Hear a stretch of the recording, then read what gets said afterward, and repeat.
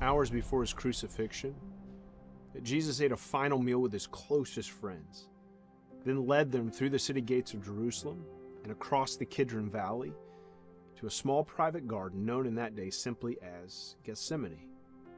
Now, when they found a quiet place to sit down, Jesus said, "My soul is crushed with grief to the point of death." I talk with people every day who are feeling crushed with grief, crushed with fear, crushed with worry, crushed with anger, and a variety of other emotions. Because the common language in humanity is pain. I mean, unfortunately, we're all fluent in the language of suffering. So the question becomes, how should we respond to the pain? Well, the way I see it, we can either choose panic or peace. And usually prayer, or the lack thereof, determines which one we pick. I mean, Jesus invited his friends to pray with him in the garden. But sadly, they fell asleep.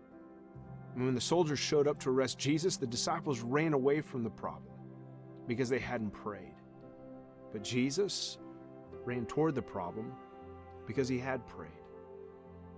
My older sister, Julie, is one of the wisest people I know. And she texted me this morning and said, "John, the plans of God are revealed in the presence of God." Let me say that again. The plans of God are revealed in the presence of God.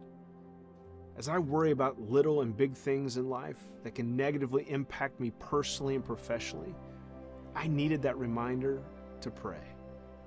So today I want to encourage you to carve out some time and enter the presence of God through prayer and say, "Father, I'm tired.